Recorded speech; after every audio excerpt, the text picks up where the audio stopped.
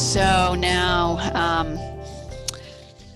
I would just like to thank and introduce Chelsea Smith. She is the Commercial Account Administrator for the New Hampshire Electric Co-op.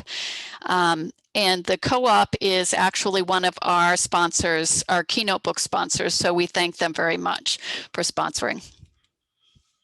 Hi, my name is Chelsea Smith, and I'm the Commercial Accounts Administrator with New Hampshire Electric Cooperative.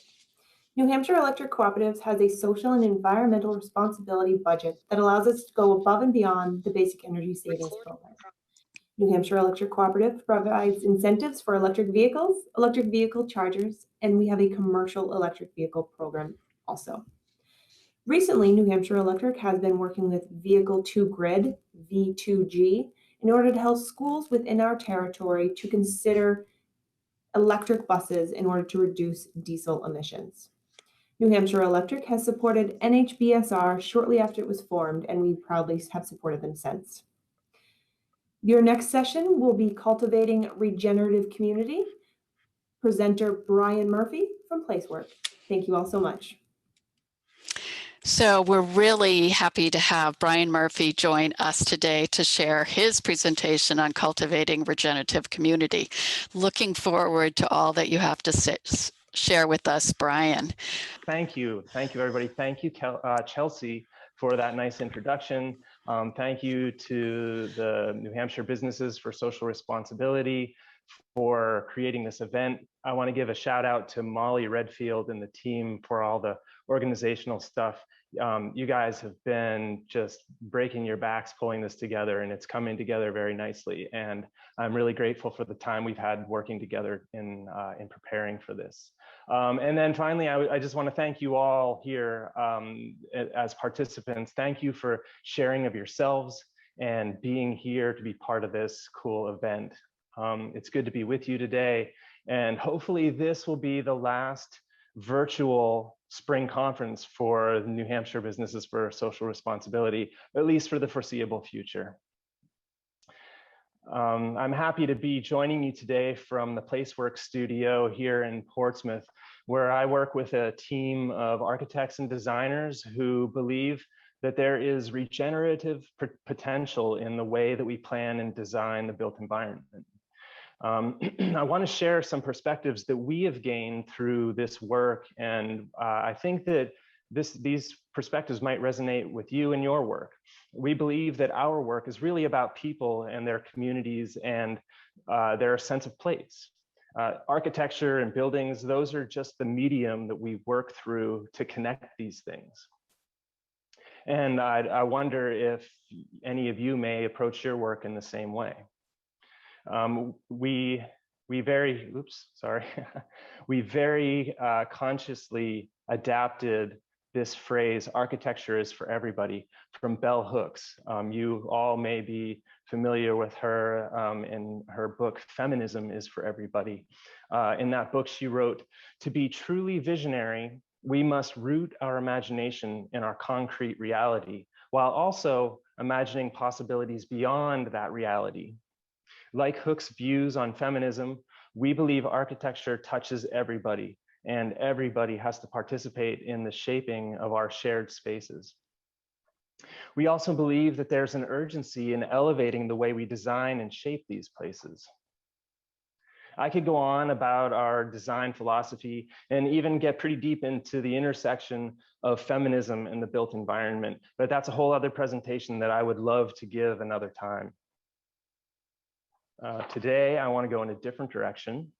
I want to first ask you to think for a second about the built environment.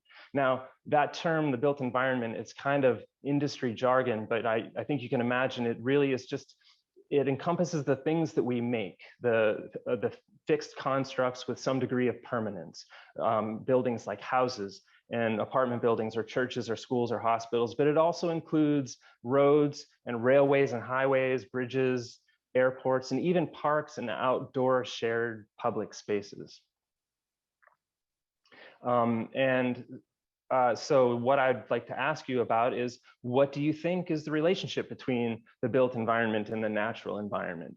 Do you think that there's no relationship whatsoever? Or do you think there's a regenerative relationship where they're evolving in a harmonious balance? Or do you think maybe there's more of a degenerative relationship where one takes advantage of the other and degrades its capacity to thrive? And I'll follow that with a question about you and your perception. Do you feel like you have any capacity to affect this relationship? Or do you feel like you have no capacity to affect this relationship? By the way, speaking of questions, if you have questions, or even better yet, if you have some insights that you'd like to share, please go ahead and throw those in the chat. I'm going to try to monitor that myself, but I've already proven an inability to do two things at one time. So somebody's going to help me with that, and we will comb through that and try to pull out some things toward the end and see what emerges. Also, breakout session alert.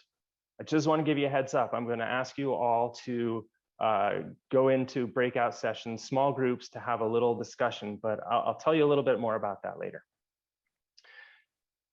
First, I want to, as a ground point, a starting point, I'm sure many of you are aware of this, but buildings have impact. They're responsible for about 40% of greenhouse gas emissions globally. Some of this is associated with the operation of buildings, but some of it is also by operation, of course, we mean things like heating and cooling and lighting, and there are other things that consume energy and cause greenhouse gas emissions. But also what you may not think about is the associated, the carbon cost, that's associated with the upfront effort to constructing the building that starts far before you even get to the site. And we refer to that as embodied carbon.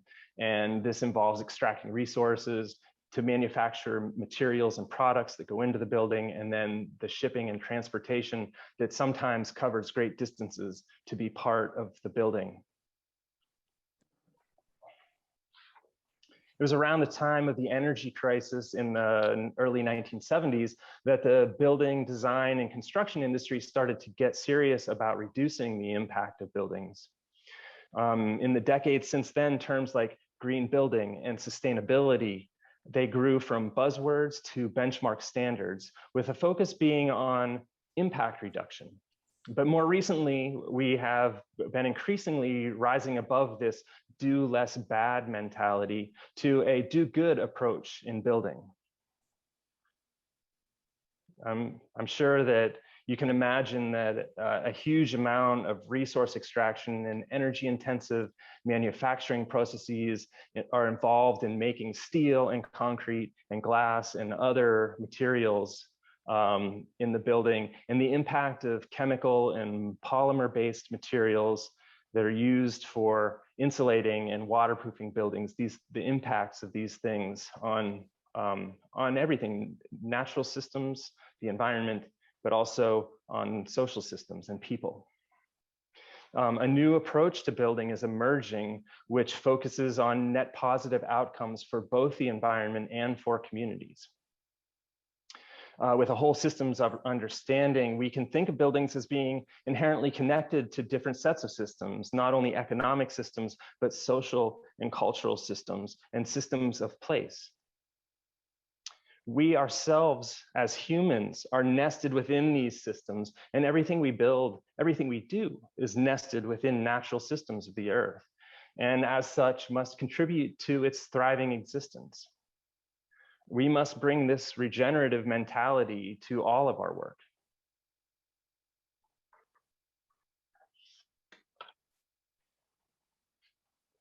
It probably won't surprise you to hear that there's technology being developed that will transform what buildings can do. Rather than a few solar panels on top of a building, the entire surface of a building could be clad in solar energy collecting materials, for example. Wouldn't it be really neat if the movement and activity within a building and around a building, if that could actually generate usable energy? More construction materials are becoming available that are sourced from plants and other organic renewable resources. Not only do these reduce the impact of natural systems, but they also make for a healthier human environment. Mass timber construction methods allow wood to replace larger structural elements that are typically made of concrete and steel. Those materials have huge carbon costs, where wood construction actually captures carbon and holds it in the building for its entire life. Large wood structures can actually act as large-scale carbon sinks. Buildings and landscapes can be designed to capture and manage stormwater on site rather than overburdening municipal systems.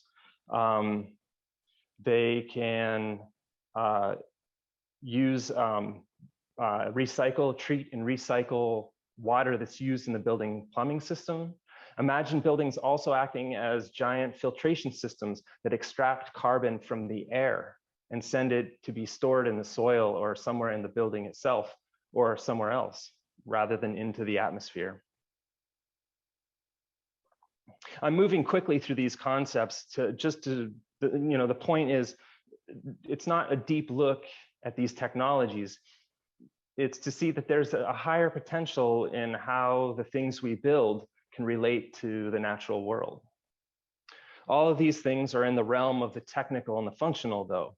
And it would take thinking on the next level to be able to make the act of building be regenerative.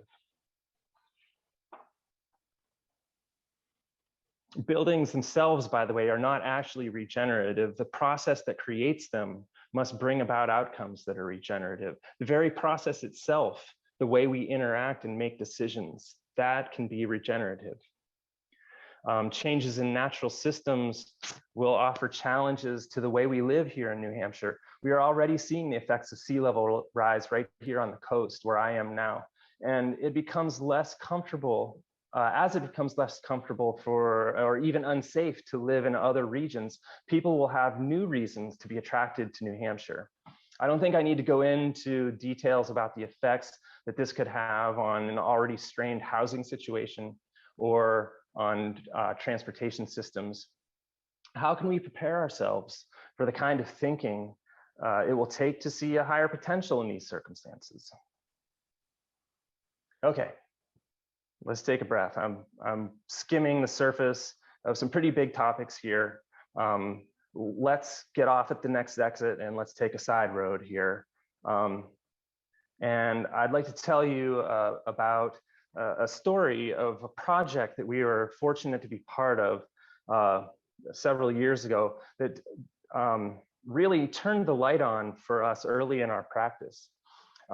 We worked with some local brewery owners. I'm sure many of you know Throwback Brewery here in Northampton. They're certainly a model of responsible business.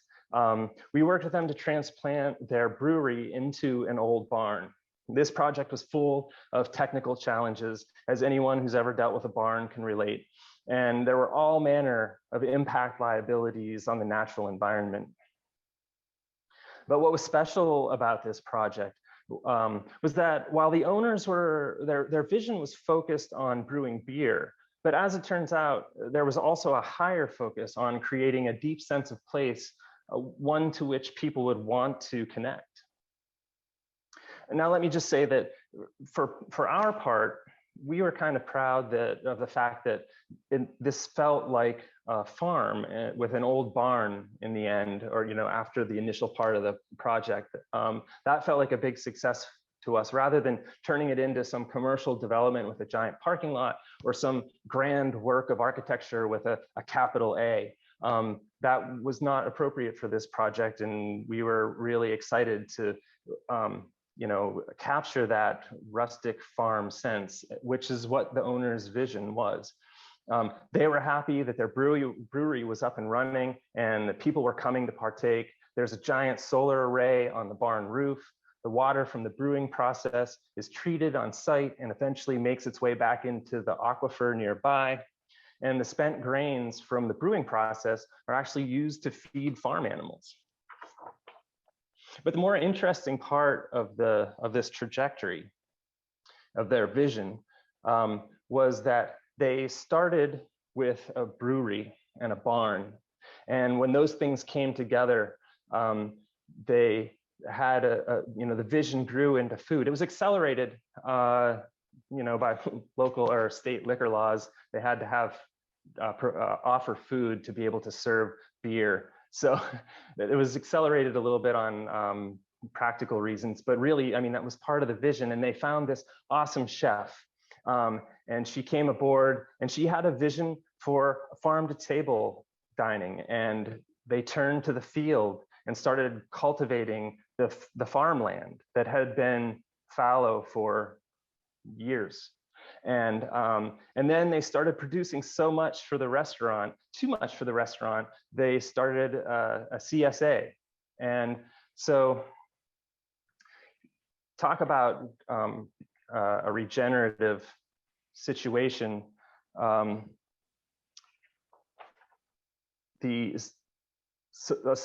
even cooler things emerge from this. People gather here regularly for farm to table dining. They gather here to hear live music, for yoga classes, even to play games. They see live theater. They also pick up their CSA share. So this project, which we set out to simply put a brewery in a barn, it grew into this locus of energy and connectivity where people came to engage in different ways, regenerating the farm system as well as regenerating the community. For our firm as architects, this project was transformational. It wasn't in that exact moment. It's still transforming us. We ask ourselves still, and we're growing in this direction, how do we help this way of thinking emerge in all the projects we touch? When someone asks us to design a building for them, how do we help them connect that opportunity for meeting their functional needs to a higher order of potential for the planet and community? And I offer the same question to you. I offer it to all of us collectively as a community of like-minded businesses for social responsibility. How do we find and act on the potential to do a higher order of good through our work? One way to think of this is to see your business or your work or any larger condition that you're trying to shape or change as a whole system of which you are a part. Imagine yourself nested in this system and growing your own capabilities. You become more aware of your thinking as it's happening. Often in our work or in our daily lives, we learn one way of thinking or doing, and we habitually revert to that in every new situation. Instead, we're slowing the thoughts. The thoughts that we brought with us, and allow ourselves to truly see the new situation we're in and hear the people that we're working with. In doing this, we are also growing the capacity of our team or our group or our community to do the same. This takes time, of course, and it's not as simple as I'm describing it, but eventually we see higher potentials in the systems we are a part of, and we become increasingly able to work together toward that. And here's where I really want to insert the entirety of Ashley Davis's workshop this morning, where she talked about engaging in the joy and allowing yourself grace and the space to breathe and think and listen and understand. And I'd also like to insert the entirety of Margaret Heffernan's keynote address, where she said we have to think and act experimentally. We have to find new ways, and we have to move above our preconceptions and be careful and be responsible in understanding new conditions. Now, it's important that I pause here for just a second and mention some sources. The regenerative design movement in the built environment springs from the work of John T. Lyle, among others, and his work in permaculture. And he really, I think in the 80s, wrote some important stuff to bridge this thinking into the built environment. Also, Carol Sanford has written a lot about regenerative living and thinking. And for myself personally, I'm drawing on training experiences I've had in regenerative development and design with the Regenesis Institute. But because I'm not going into the depth necessary to do this work justice in this presentation, and because I'm overlapping a couple of different concepts, this isn't a direct citation. I just want to acknowledge where I'm growing from, and encourage you all to find other sources of your own into this way of thinking about our work and how we do it. I think the idea is valuable to consider at any level. So here's the breakout session part. It's pretty simple, and it's really meant to just give everybody the opportunity to see each other and talk a little bit. I want to ask you to think of a system that you are a part of, and what potential do you see in that system, and how can you help bring that into being? So a couple of ground rules about this breakout session. There's no right or wrong answer.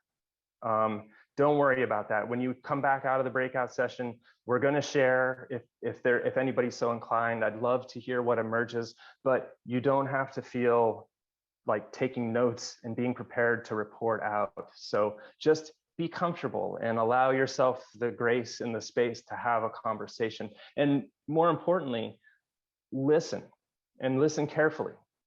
I do this all the time, and I can't keep myself from doing it when I find myself in these situations.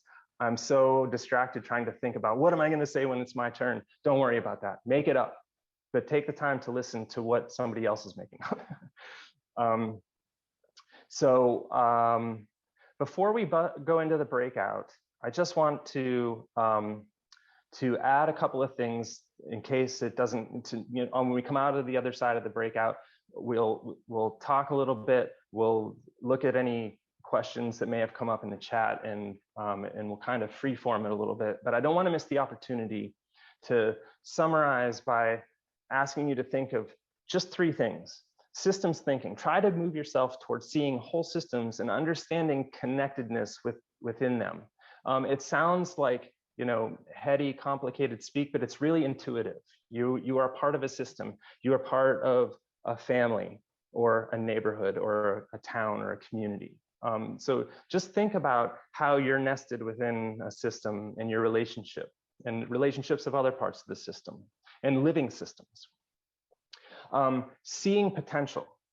Make room for new or other capacities in your life and your team and your community and in your work. And then also work from yourself outward. Allow yourself to go to new places and enable others to do the same. And I think that's the important part. How do you enable others to do the same? You don't tell them or make them. You have to help them or give them the space also. I think we've heard a lot of sympathetic vibrations about these concepts already today. You can also think about those in your discussions. And finally, I just want to say thank you for this time to talk to you all. Again, to the New Hampshire Business for Social Responsibility, this is starting off to be a really awesome event, and I'm having a lot of fun. I want to give a special shout out to the Placework team, to my partner, Alyssa Murphy, who has undergone a lot to help me get here, and also Maggie Cochran for her thoughtfulness in helping put this presentation together and make these really cool graphics. I've been having fun with this, and that energy has kept me going. And if any of you are inspired by any of this, please do reach out to me. I love conversations about this. I hope you can feel the passion that I feel about this. And I still have a lot to learn, and I need that from you and everybody I come in contact with. So let's go to the breakout rooms and see what comes up. Yeah. welcome back, everybody, and thank you for taking the time to engage. Let's just open it up. Did anything interesting emerge? Anybody feel inclined to share a thought about what was discussed or anything else? And I can't see everybody, so can somebody, hold on, let me try this. Mikey is raising his hand. How polite, Mikey, thank you. Jump in. I'll take a stab at this if you want. So not biased whatsoever, but John and I decided to talk about recycling for a little bit. Basically, we feel there's a lot of opportunity there between how the information is relayed to the person and how, as a system, it can function better. There's basically two glaring problems, which is contaminated waste, which could be solved if consumers cleaned and were more responsible in organizing, but also on packaging producers, because I've looked at it quite a bit. It's kind of hard to say something's recyclable when it's made of a mix of type 5 and 6 and make 7, because you really can't do much with that. So it's on producers to make the packaging more friendly, and then it's on the consumers to do the right thing with it, because you can lead a horse to water, but you can't make them drink, kind of thing. So we felt that was where like the biggest potential kind of lied in that first 2 steps of the system to make everything down the line a lot easier. Thank you, Mikey. This reminds me, I really like the anecdote that Margaret Heffernan shared this morning about the village that decided to get it done with reusing or with single-use plastics. In regenerative design and development, one of the most important things that we talk about is place and place sourced potential and a connectedness to place. And I think that that's what came to bear in Margaret's anecdote, that it was really about that local energy and that social capital there in the collective will to act. And that goes a long way, along with these clearly defined systems that you're talking about, Mikey. That, having those in place, having them clear, and giving that vehicle to the people to act. Thanks to all of you for participating. Enjoy the rest of the conference.